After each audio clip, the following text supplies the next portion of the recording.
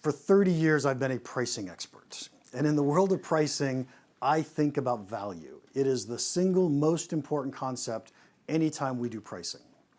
And if I could say every consultation I do, every time I help a company, probably the single biggest problem they deal with is they don't understand how their customers value their products. And so before I can help us understand how our subscription customers are going to value our products, let's first take a dive into how do our normal customers value our products? How would any customer value our products? This is the fundamental concept behind pricing, and it should be the fundamental concept behind almost every business decision we make. So let's take a look at what this is. In the world of pricing, there's a single most important pricing rule, and that is to adopt value-based pricing. What value-based pricing means is really simple. Charge what a customer is willing to pay.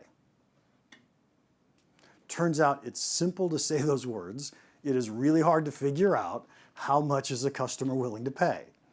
And so what we're going to do is we're going to start talking about how does a customer value our product? How does a customer decide how much they're willing to pay? Or how can we figure out how much a customer is willing to pay? Because customers only ever trade money for value. Think about the last thing you bought, the last time you purchased something. The reason you bought it is because you thought you were going to get more value from it than it cost you in money. Never, ever do we pay more money than we think we're going to get in value. The question then becomes, how is it that our buyers value our products? How much does a buyer value our products? So let's go into what is value. Value is, there's two basic types of value that are really important to this conversation. One type of value is called inherent value. Inherent value is what's the value of solving the problem? Quick question for you. How much do you value having air to breathe? A lot? Would we say that? Like everything I got, you can have it, right? I want to breathe, thank you. Okay, so the value of air is like everything I own. This is called inherent value. What's the value of solving the problem? Now, I just captured some, I just captured some fresh Atlanta air. Anybody want to buy it? I don't have any takers. Wait, you just told me air was worth everything you own, and yet you won't buy my air. And that's because you have all the free air around you that you want. Right? This is called relative value. What's the value of this air relative to the alternatives? Absolutely nothing. So air is either worth everything you own or absolutely nothing, depending on if we're talking about inherent value or relative value. This is one of the most important concepts, and I'm going to rephrase it into this thing called will I and which one. Our customers, most of the time when someone buys something, they make both of these decisions. First decision is, will I buy something in this product category? After they've said yes, they then say, okay, which one am I going to go buy? Let's assume for a moment that you don't play the guitar and that you're not in the market to buy a guitar. And tomorrow morning, you wake up, your significant other nudges you and says, hey, honey, I would really like it if you would learn to play the guitar and sing me a love song. I mean, doesn't that just pull at your heartstrings? You're like, oh man, I got to go do that. Right, so what's the next thing you do? You go to the store. You got to go to the guitar store. We just said yes to the will I decision, by the way. Now we have to go to the guitar store. We go shopping around. We're trying to figure out which one fits me, which one sounds the best, which one is most expensive or least expensive. Price is a really important part of that which one decision, but we never even thought about it when we made the will I decision. So after we've made the which one decision, we bought something. Most of the time when we buy something, we make both of these decisions. The first decision, will I buy something in the category? People tend not to be price sensitive. Then they go on to say, okay, which one am I going to go buy? price becomes a really important part of that decision. What we always do in the world of pricing, and I hope you always do this in the world of sales, is try to put yourself in the shoes of your buyer and understand how your buyer is thinking. Each buyer is different. Each buyer perceives value differently. We want to understand, how is it that this buyer is perceiving value? Or how does an average buyer perceive value? And so a typical buyer's journey, we talked about this, people are going to make the will I decision first, then they go on to make a which one decision, then they buy something. When they're making the will I decision, what they care about is the value of solving the problem. So this is the value of having air to breathe. This is the value of making your spouse happy. If you go crash your car, you're not in the market for a new car today, you go and crash your car, guess what? You're in the market for a new car. You say, will I buy a new car? Yes, I think so. I need a car so I can go drive. So the value of solving the problem is the will I decision. The moment you said yes to will I, then you go on to start doing which one, most of the time. And this is where relative value comes into play. What's the value of your product relative to the competitive alternatives? And typically buyers make both decisions. Typically buyers don't just make one, although sometimes they do, and we're going to talk about that in just a minute, and why that's so important to us. So you go to the store. This is a question for the audience. I need to have your answers, okay? You're going to go to the store. Your spouse said to you, please go to the store, buy me a can of green beans. You have two choices. You can buy Del Monte for $1.69. You can buy Safeway Kitchens for $1.49. For those of you who are not in the US, Del Monte is a national brand. Safeway is a store brand, okay? And so you got to choose. Go ahead. Who's in the room? Who's going to buy Del Monte? Go ahead, raise your hand. Raise your hand. Not very many. Wow. Who's going to buy Safeway Kitchens? Okay, who's not playing along? Yeah. Buy fresh out of the fresh vegetable section. Yeah. So even though she said she wanted a can of green beans, you're going to ignore her? Is that what you're saying? I'm not a good listener. Yeah. Okay, so I'm going to repeat the answers because I'll summarize it and repeat the answers. But tell me, why are you going to buy Del Monte and not you, Ron? Yeah. Somebody else. Who's going to buy Del Monte and tell me why? I'm not taking the risk of buying the cheap alternative. So it's a higher probability that it's good quality. No salt added made me make that decision. Okay, maybe no salt added. Maybe it's a difference. So we're going to read the label and try to make a logical decision. Okay? Anybody else? The 20 cents difference isn't worth the risk. 20 cents isn't worth the risk, so you're there. Got it. Got it. It's a brand you trust. It's a trust brand, right? My grandmother used it. Come on, right? How could I not trust that? Okay, what about Safeway? Who chose Safeway? Tell me why.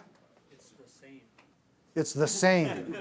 It's not. I can see it's different. Made in the same factory, two different labels. Oh, it's made in the same factory with two different labels. Okay, is that what you were going to say? It's the same. It's green cut, no salt added, everything, and it's cheaper. And it's cheaper. Okay. Anybody else have a different answer for that? How could you get wrong in green beans? It's just green beans. It's just green beans. How can you go wrong with green beans? Okay, got it. So, so what I love about this example is I never care what you choose, right? This isn't a right or wrong. What matters is how you made the decision. And every one of you made the decision the exact same way. You said Del Monte is 20 cents more. Is it worth it? And some of you said yes, and some of you said no. There isn't a right or wrong answer. But here is the right answer, and that is it doesn't matter what's true. It only matters what you believe is true. So some of you said, hey, I don't want to take the risk, it's a better quality. Some of you said it's the exact same green bean in cans with two different labels. I don't know what's true, right? That may be true, that may be true, I don't know. But your belief is what drives your decisions. And what that says to us is when our customers are deciding between our products and our competitors' products, we should be building products that are better than our competitors' products. We should be building products that have more capabilities, produce more value. But if we can't communicate that to our customers, we don't get paid for it. If our customers don't understand the value of our products relative to the competitive alternatives, then the best we can do is charge the same that our competitors do. So this is how buyers make decisions between your product and a competitor's product. But what about will I? Sometimes buyers don't compare you to a competitive alternative. Sometimes buyers only say, am I going to buy one of these? Yes, here's my money. And that's it. Who's been bungee jumping? Go ahead, raise your hand for me. Okay, I'm not going to pick on Ron because I already know the answer. I want, your name? Jeff, Jeff. Thank you, Jeff. Jeff, where'd you go? I jumped off the bridge in Zambia. Beautiful, nice. So Jeff jumped off a bridge in Zambia. Jeff, do you remember how much you paid? No idea. No idea. Okay, I'm going to pretend that I know the answer to that question. Yeah. It was $100. Okay. Okay, you paid $100 to go do that. A while ago. Yeah, by the way, Jeff, out of curiosity, when you jumped off the bridge in Zambia, Yeah. did you say to yourself, I could jump off the bridge here in Zambia, or I could go somewhere else and go bungee jumping? Or did you just say, am I going to do this or not? The highest commercial jump in the world, I was definitely just doing that. Okay, it was just a, am I going to do this or not, right? And so let's say you paid $100, right? But first of all, I want to point out, this was a will I decision. He didn't say, what's the competitive alternative?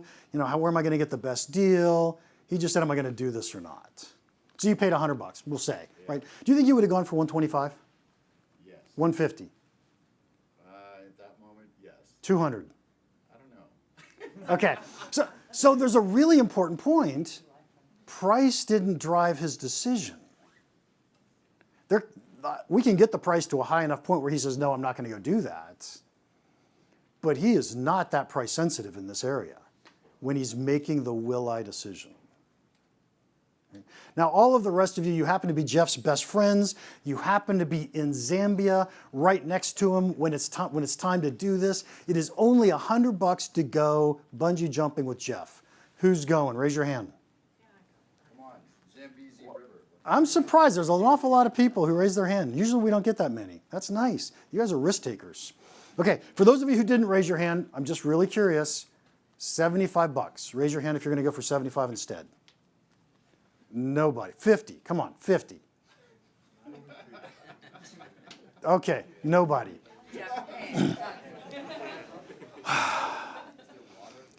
So the point is that price isn't driving your decision. Something else is driving your decision. When people are only making a will I decision, something else drives that decision. What we need to be able to do as business people, as salespeople, is recognize when is it that people are only making a will I decision and not making a which one decision, and maybe create opportunities or products or situations where people only make that will I decision.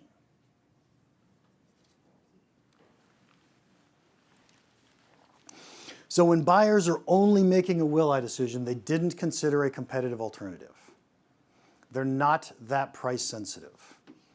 You go to the movie theater, how do you choose what movie theater you want to go to? Well, what movie's showing? How close is the theater? Maybe the price of the ticket at the movie theater. You know what you're not thinking about? The price of popcorn.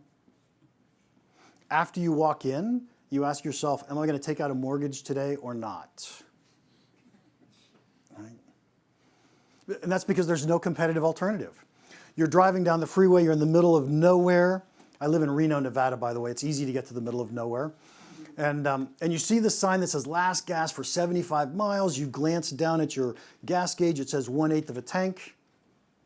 You pull off. The price of gas is 4 times the price that it is in the city. Are you buying gas? Yeah. Price isn't driving that decision. Something else is driving that decision. One of my favorite examples is the iPhone. Let's think about the iPhone for just a second. If you have an iPhone today, I will bet you that you are currently thinking the following. should I upgrade to the new 14 or not? And here's what you're not thinking. Should I upgrade to the new 14 or switch to Android? Right? Because you're addicted, you're stuck, right? You're in this iPhone world, and this is why Apple charges way higher prices than than Android phones do.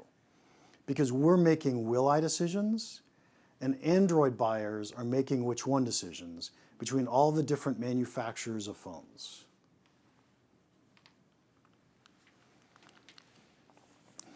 Okay, let's play this out in the world of subscriptions, make it perfectly relative. And here we've got a chart that has customer value on our y-axis. And when we've got potential customers, people who haven't bought from us yet, they actually don't know how much value they're going to get from our product. They can only use perceived value. How well do our salespeople, our marketing people explain the value of our product to our customers, work with our customers so they can realize their own value? And this is where we have to win new customers. Once we've won a customer, now they're using our product. Now they actually know the value of our product. And you'll notice that some people are negative. They don't really like our product. They're not getting the value out of it they thought they would. Some people are really highly positive. They love us. They're getting way more value than they ever expected, making tons of money. So we've got this spectrum of customers. Remember, win, keep, grow? If we want to win customers, these are those potential customers on the left. We need to understand how to explain perceived value to those customers. The customers at the bottom, those are the ones we're trying to keep. How do we put together retention plans, get our customer success department working on them? The ones at the top, these are the ones we want to grow. How do we get them to pay us more money next year than they paid us last year? But one of my favorite observations about this is that once you've won a customer and you want to sell them the next upgrade, you want to sell them the next option, are they making a will I decision or a which one decision? They're probably making a will I decision. Okay? Because they've already got your base product. They want the next option. And so when they're buying the next option, they're making the will I decision. Price isn't driving that decision. It isn't about what's your price, what's the competitor's price. It's really about what's the value of solving the problem that you solve. What's the value of having air to breathe? A lot.